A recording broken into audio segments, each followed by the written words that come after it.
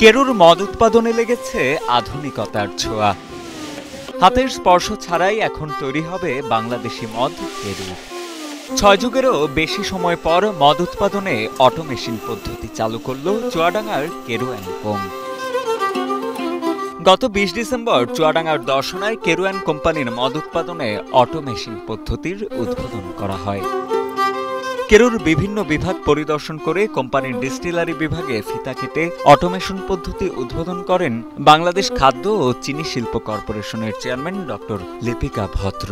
করেন যেটা সেটা সবসময় মান ভালো ছিল এবং এটা বিদেশে যায়, বিভিন্ন 5 স্টার হোটেলগুলোতে যায়। কিছু ফিক্স কাস্টমার আছে লাইসেন্স ছাড়া এরা নিতে পারে না, প্লাস এর সাথে মাদকদ্রব্য জড়িত, মাদকদ্রব্যের সাথে হয়ে যাইতে হবে।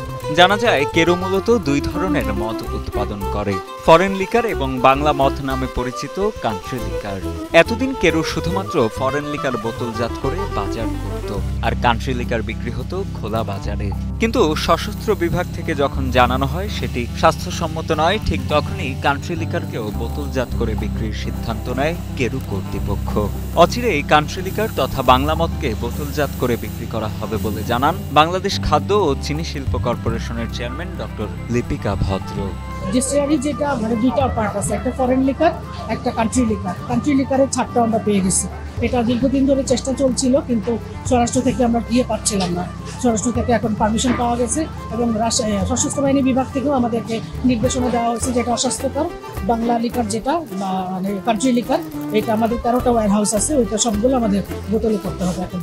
কেরু কর্তৃপক্ষ জানায় বিগত বছরগুলোতে ম্যানুয়ালি মদ উৎপাদন কম হতো, কিন্তু নতুন অটোমেশনের মাধ্যমে উৎপাদন ক্ষমতা বাড়বে এবং অটোমেশনের এই যাত্রায় বাংলাদেশের বাজারে নতুন করে 1000 মিলিলিটারের গ্লাস বোতলের প্রিমিয়াম সাইজ সাপ্লাই করতে যাচ্ছে কেরু।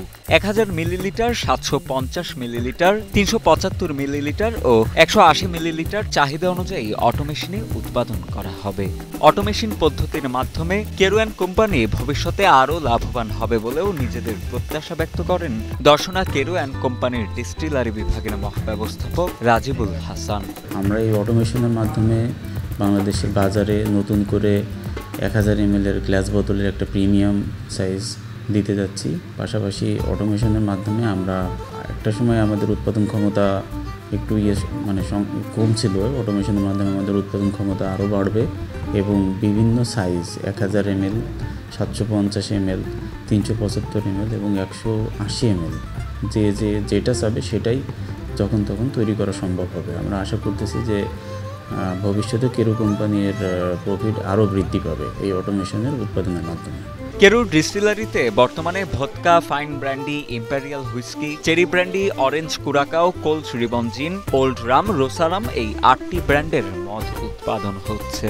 বিগত 6 মাসের চেষ্টায় 695 কোটি টাকা ব্যয়ে কেরু ডিস্টিলারি বিভাগের অটোমেশনের কার্যক্রম শুরু হয়েছে বলেও জানা যায়। এদিকে 2023-24 অর্থ বছরে কেরু অ্যান্ড কোম্পানি চিনি কারখানায় লোকসান গুনতে হয় 61 কোটি টাকা, কিন্তু ডিস্টিলারি থেকে লাভ হয় 173 কোটি টাকা।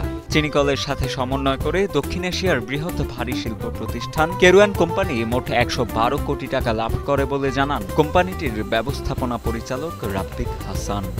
ঐতিহ্যবাহী কেরু অ্যান্ড কোম্পানি 23-24 অর্থ বছরে আপনার 173 কোটি টাকা লাভ করে। সুগারের ক্ষতি সমন্বয় করার পরে কেরু অ্যান্ড কোম্পানির লাভ থাকে 112 কোটি টাকা এবং এই অটোমেশনে আমাদের বাজেটের অন্তর্ভুক্ত থেকে এটা 6 কোটি 95 লক্ষ টাকা আমাদের ব্যয় হয়েছে।